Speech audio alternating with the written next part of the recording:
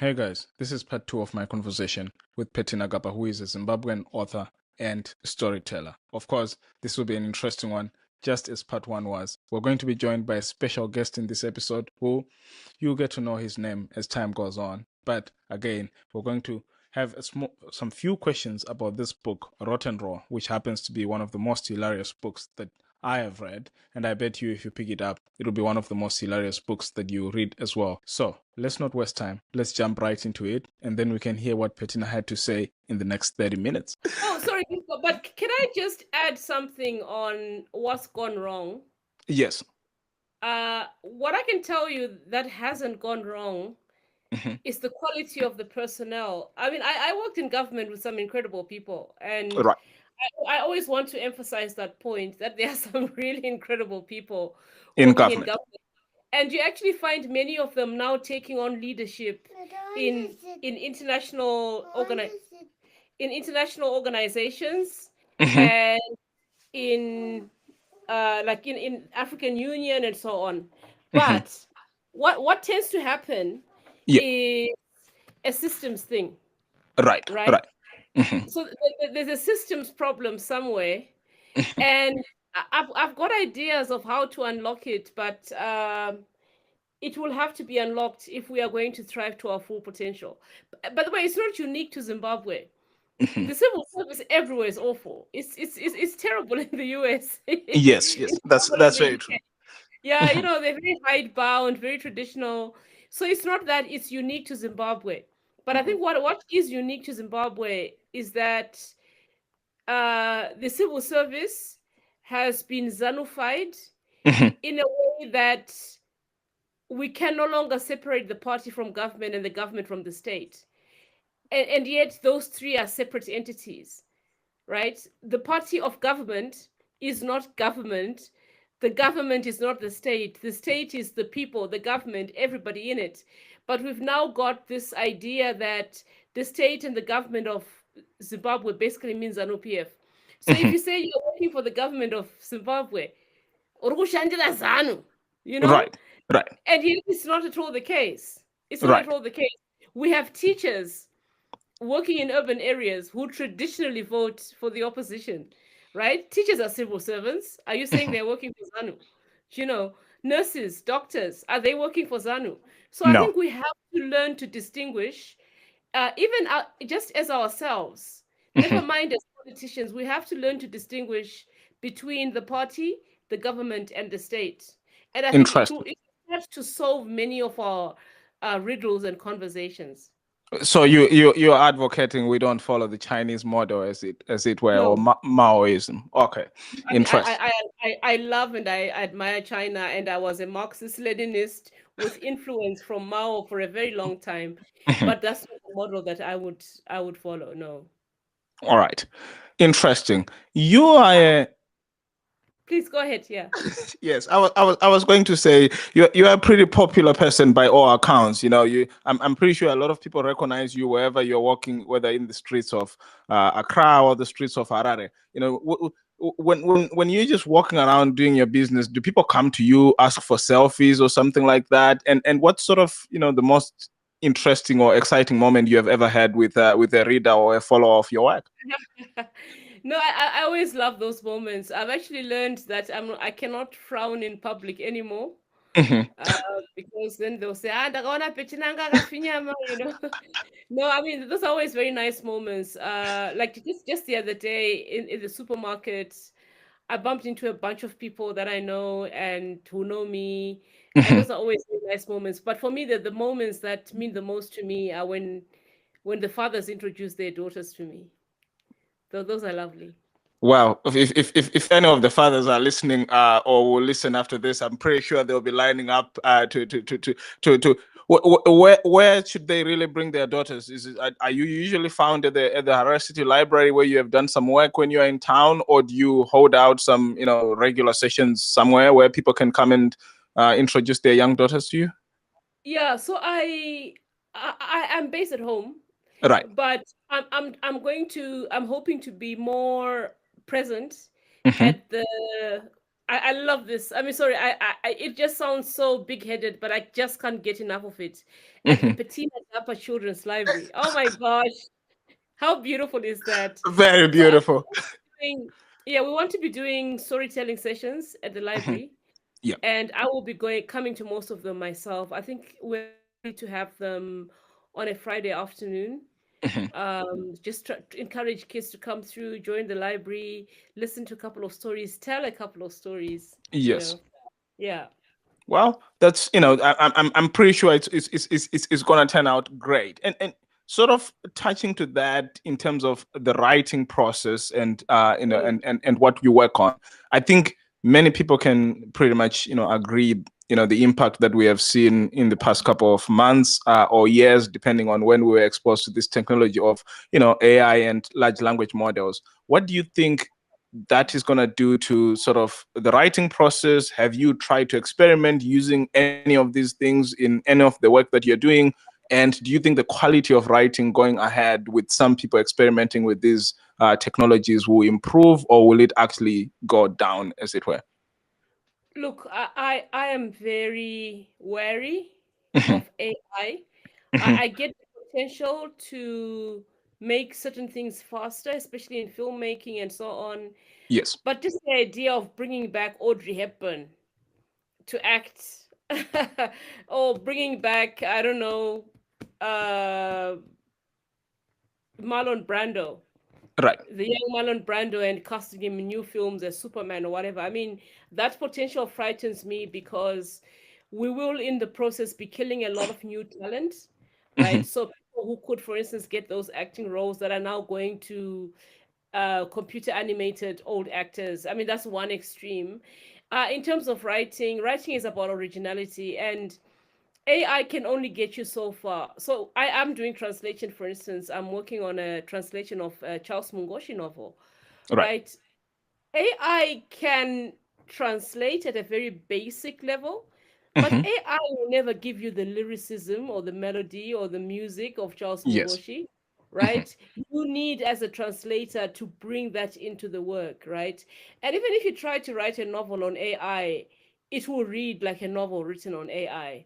So Right. I Right. have not been at all tempted to use it in my own work because Mhm. I just don't see the need for it. I've got a thousand novels and short stories and plays that I want to write. And Mhm. I don't think I'll ever come to a point where I need all of that to be generated by artificial intelligence. So Right. that would be my response. Yeah.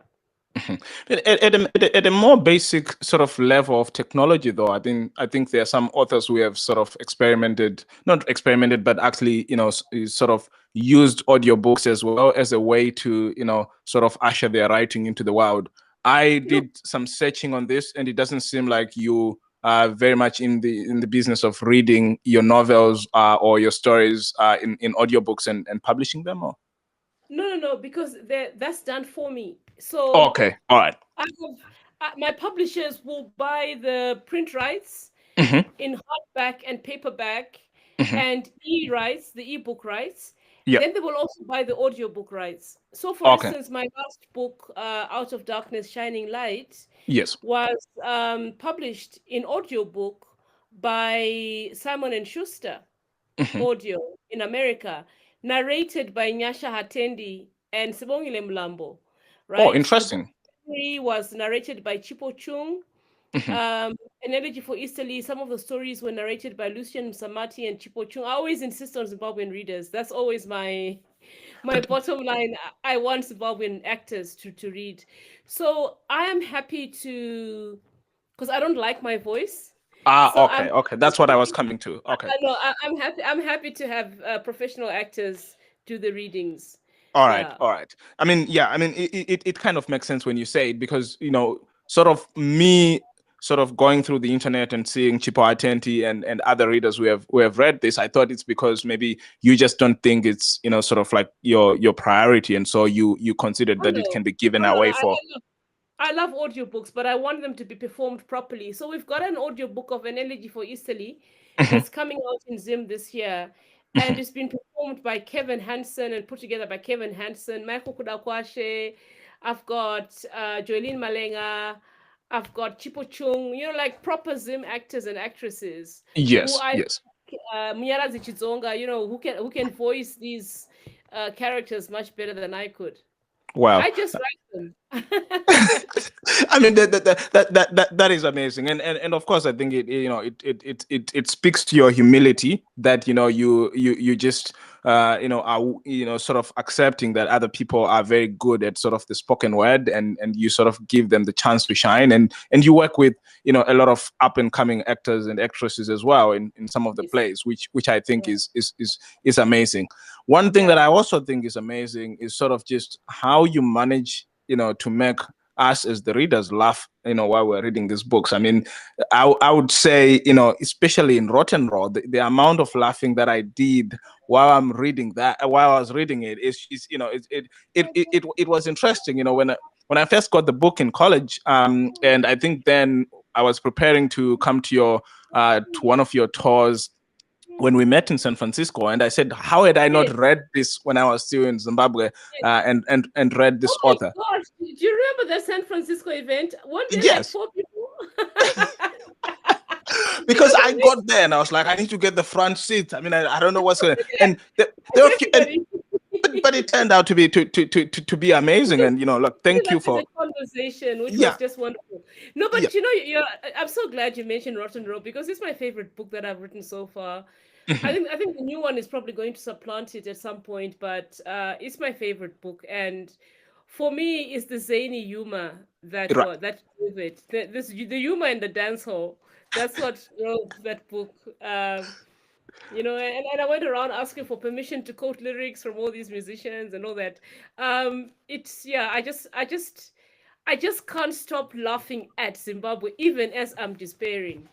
Right. And I can't even stop laughing at myself, even when I'm caught up in all sorts of weird and wacky situations. Like, was it last year? I fell as I was walking down the steps of a plane. I fell and hurt myself quite badly. And, they Wow. rushed me off to the airport hospital. But I was just cackling throughout because I was seeing myself fall. And it was a very funny. It was a very funny kind of fall. So I'm very lucky to have a funny bone, which I inherited from both my parents. I grew up in a kind of family where everybody makes fun of each other. My family nickname was like Marichera. They told me, "Oh, Marichera, Atanga Marichera." So it allows you not to ever take yourself too seriously, and to be able to poke fun at yourself. Wow. Which If you appear in the podcast, I don't mind. He should really his appear. I name mean, is Jide. that, His name is Jide. He's got 4 names from all over Africa: wow, West Jide. Africa, East Africa, Southern Africa, and North Africa. That's interesting. That's amazing. I mean, that's So his Southern African name is Rukuzo. mhm. His West African name is Babajide. Baba Jide. And Okay, the Jide is the shortcut. Okay. yeah, it means the father has returned. All right. It's Yoruba. And his North African name is Augustine. That's his Mhm. Catholic name after Saint Augustine. Mhm. And his East African name is Kizito after Interesting. the saints. Yeah, so he's named after 2 African saints. Wow, that is amazing. I mean, I remember we had a Kizito house, growing up, at Maris Nyanga, Yes. and obviously we interacted a fair amount with in my province with Noyoka Tsambe, who the St. Augustines. For some Yeah. reason, they tend to think they are the cream de la cream of Manicaland, but Hauna kufunde kana usina kufunde kwa I don't know. Tsambe. Yeah. I mean, talking of sort of the career, and I apologize, I keep jumping around here, but Yes. you have worked outside the continent. You have worked in Geneva. You now work in Accra. If you are currently working, if you're not in No, no, one no. of I'm your actually based in Zimbabwe at the moment. okay. So this is not because you are remotely working, but you No, have no, you no. have wrapped up your No. role in Accra. Yeah, Okay. exactly. And so now you're back in Zim, and I think for most people in the diaspora, most Africans, there's always sort of this longing that you talk to people and they say I want to go back and do some work on the continent, but I'm just not sure what is the right time to go in my career or in my life. what would you say you have, just in your life, you've seen, like Africans in the diaspora, what sort of stops them to, come back to the continent and contribute? And do you have sort of like, any, advice for young professionals on how they can sort of, work through their life if they really think they want to come and do some work on the continent? Look, I think home is always where the heart is. Right. But working on the continent is very difficult, right? Right. Especially if, like for me, working at the Harare City Library, which was a nice introduction to Zimbabwe at a very small level, coming straight from Switzerland was a huge shock. Yeah. Yeah. Like things that Zimbabweans take for granted that I just couldn't understand. Like how we are at work and somebody starts a meeting with a prayer. It just would never have occurred to anybody in Europe that Yes. we are praying before we work, right? Yeah. And Yeah. yet it's something that's so natural here. So there are those little culture shock moments Yeah. where you Yeah. think, what? Right? And the whole systems thing. I'm a big systems person, right? Yeah. The idea of a repeatable thing, Yes. right? So for And instance, standardization. Yeah, standardization, right? That's you may struggle with that a little bit, but the thing that I struggle with the most, and just this day alone, for instance, no day is ever predictable. Yes. That I find really difficult. That there's always a surprise. You're in the middle of an interview and along comes a 3-year-old, so there's always a surprise, and there's always an element of displacement because Yes. everything is so unpredictable. But if you can hack it, please come home. Please come home. But even if you don't come home, still be home. There are Right. ways to be home without coming home. Ways to support, buy African fashion, buy African products, use African services where you can, Yeah. teach your children your languages, Yeah. read our authors, support.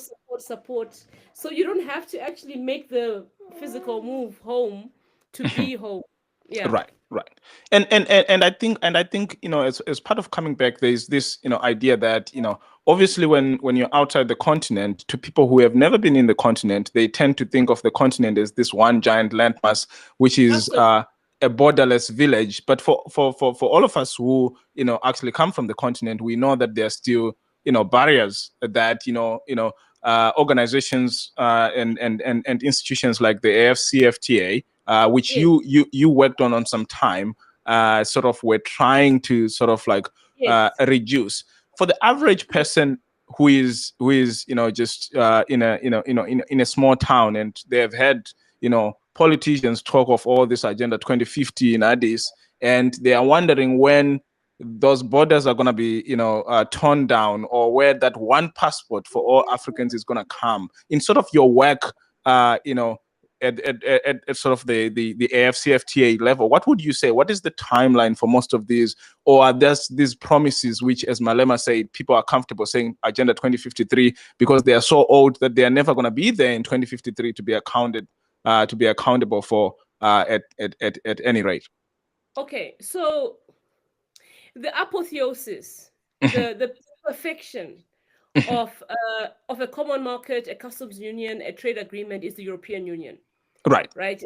They have gone further than anyone has in terms of shared movement of persons, even movement of people from outside with the Schengen visa and so on, freedom of capital, services, goods.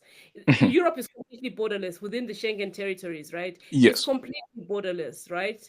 It's only when you come to the first border that you get checks, right? Yes. And then once you're in, that's it. But do you know how long it took to get from the European steel and coal community of 6 countries to the EU of 26? Do you know how long it took? No, I would say 20 years. No, am I wrong? 75 years. Wow. It's a 2-generation project, guys.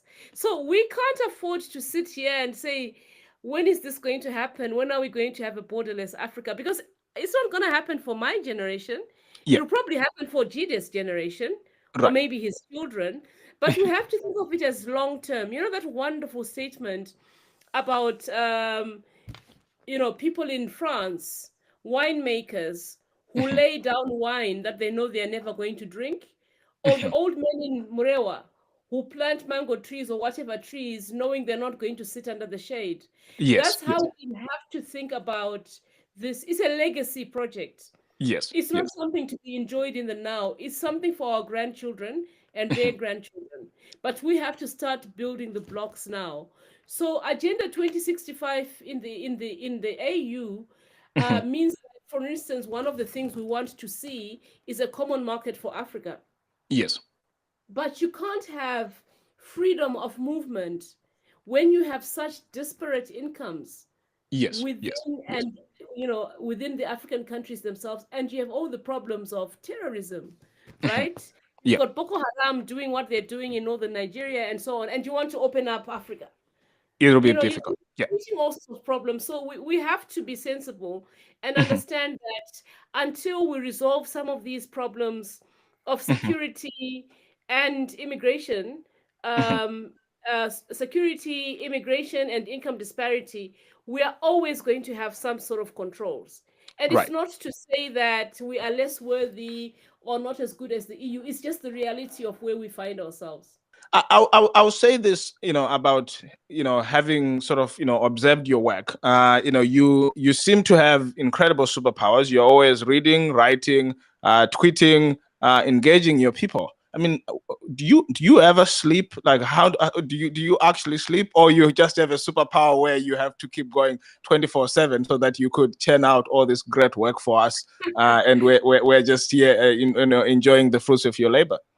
Oh, that's very kind of you. That's actually the secret. I don't sleep much. I do eventually catch up at some point and then just crash out. But I'm also very lucky that I write very quickly and I read very quickly, so Right. that also helps. Yeah, Mhm. and And I always I was an apprentice writer for a long time. right. I think I'm now a journeyman, Hmm. right?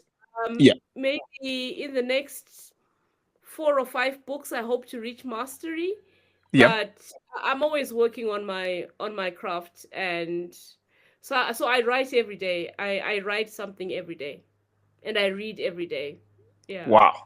That is amazing for for some people who would say, I try to read every month, instead of, but part of your work also involves, I think, traveling around and actually sort of immersing yourself in some of the settings where where you actually want to end up writing. I think famously for your novel on David Livingstone, you said you spent some time in Scotland, at his home, which is now the museum, and you Yeah. also went to Zanzibar to sort of get the feel and the rhythm, as it Yeah. were, of the city, and what the men who lived during this time and the women would have sort of experienced. Can you tell us a little bit about that experience and how important it is to sort of get immersed and be involved in a setting before you can actually just say, I'll write about something with, yeah. Marlon Brando and Robert De Niro and all those guys, they were method actors, right? Yeah. I call myself a method writer, right? I need to be like, I'll give you a famous example. In Rotten Row, the story Copacabana, Copacabana, Copacabana. It Amazing takes story. yeah, yeah, it takes place over 27 minutes. I Yeah. timed those minutes in a combi, right? So Wow. I took 3 or 4 combis from Chizi to Copacabana Uh-huh. to just to time it. Kuti also this at this point, that's when the policeman comes in. At this point, that's when the apostolic lady comes in. How long does it take to beat a person to death? How long does it take for my Nelly to walk from her market stall to where Giza is being beaten up outside the butchery? Yeah. So I timed all of that. I'm very OCD about detail. Yes. I obsess over detail. And my publishers sometimes tell me nobody cares, right? And I say I care. I know. I know, for instance, that Glenora intersects with Samora Machel. It doesn't intersect with Josiah Tongogara. But the Livingston project was a 20-year project. Hmm. I was still writing other things. I was still writing other books, but it took me 20 years to research and to write that book. And the most wonderful thing that happened is that I was given a gallery in the Livingston Museum, huge gallery, to retell the stories of the Africans that David Livingstone met on his travels. Wow. And to me, that's the most wonderful accolade I could ever be given, where somebody actually says this novel matters enough that we're going to get the author to come and turn history into fiction again. Yeah. Sorry. I Now was about to say, wrapping this up, I would say, it was just so amazing how, when you start reading the story and you hear, oh, he doesn't know he's gonna die in 27 minutes, and you say, wait, what's happening? And then there's just at the end how you sort of leave the reader just saying, wait, I was outraged at the end. I mean, this man was given up. And I have thought at that point you were going to say, well, he turns back to the police or he tries to go back. No, not no, please. That's it. It has already no, happened. And because then we meet life, him. Right. Because that's just how it's brutal another life is. story. Yeah. No, because that's what life is, especially in a place like Zim. Life is very unjust. And I Right. think the sooner we understand that, the easier it will be to become more resilient. Kuti just I see my cousin not taking some tomatoes via. Do you think there's every day she's gonna make $100 a day? No, of course No. not. Right? Life is very unjust, and for me, injustice or justice is one of the great themes of my work. Certainly in this book, how do you get justice when justice has been delayed? That's one of the themes of this new book about the historic sex abuse in the Catholic Church. Yeah. But yeah, Giza breaks a lot of people's hearts. Like there's a school in Switzerland that was studying Rotten Row, and I went in to talk to the kids, and they're like little teenage kids. Kids said, "Why did Giza have to die? Oh. Why did Giza have to die?" It is brutal, but I think anyone else who doesn't understand Harare, or some even other African cities, they'll be, they will get a really interesting glimpse by reading this work, which is a work of fiction, but really in some level for some of us who have lived through, in Harare, it just feels like it's so real, it's so raw, and it's just I think it speaks to the realities and how you manage to Yeah, weave everything from old white men to people going through divorce, and yeah. Makombi, and people selling around. So thank you so much for bringing that work to us. The last No, question, if I may, yeah. which Yes. I think anyone else would naturally ask is, you have recommended many books to us, but is there anything that you're recommending in 2025, whether it's by an African author or by someone outside Africa who has written great works on Africa that you think will be good for readers to take a look at? Okay. Well, it's going to be a big year for Chimamanda, right? And for fans Right. of Chimamanda, because her new book is coming out in March. Hang on, Jide. Her new book is coming out in March, so that should be absolutely great. A friend of mine won the Booker Prize last year, Samantha Harvey. Wow. We came out in the same year. Our books were published in the same year. We competed for the same prizes. We did a couple of events together. We are each a fan of each other's work. So her book called Orbital won the Booker last year, and I haven't been able to get it. I'm actually traveling to Europe next week, in part to buy books, to pick up all the books that Amazon has delivered to my flat. I'm really looking forward to that. Um, I would also recommend that you please look at Hapiton Bonyongwe's book, which was published by Weaver Press. That's an interesting read, but maybe not in the way that some people imagine. Right. I've really enjoyed Are reading there that. any secrets that are WikiLeaks level, given Hapiton was at the helm of the CIO? Look, he's a professional man. He's Right. bound by the Official Secrets Act. Of It's course. for the same reason that I couldn't possibly write a memoir about all that I saw in 2018. It Yes. would be Yes. a dereliction of duty and completely unprofessional, and I'd probably never get another job advising governments, right? Right. It's just Right. not something you do. So he was very circumspect. There are some amusing details. I mean, my favorite detail, which I can share, is that there were a lot of cabinet and jomic meetings to deal with the diesel nganga. I just love that detail. This is what you know. Wow. But of course he was very he was very professional in honoring his responsibility under the Official Secrets Act. So that's also quite impressive, a feat in itself. Who else would I recommend? Yeah, and there's I would love parents to please buy the Onyeka series by Tola Okogu, who writes fantasy stories for children from Nigeria. Yep. She's actually from the US, but it's set in Nigeria around sort of like Yoruba mythology. Really incredible series. My friend Ignatius Mabasa, he always has these wonderful children's books and Right. Ngano. And this Christmas, I bought 3 copies of a fantastic children's novel called Nasindini Superman. Wow. And I really want everybody to read it because it's such a moving story. So yeah, let me stop there. Thank you very much, Petina. I mean, this has been amazing. I thank you so much for for the opportunity to talk and sit down and discuss many topics. You are hopeful, as I imagine. I would imagine, as a parting shot, you're hopeful about Zimbabwe, you're hopeful about Africa, and you're hopeful about the world we live in.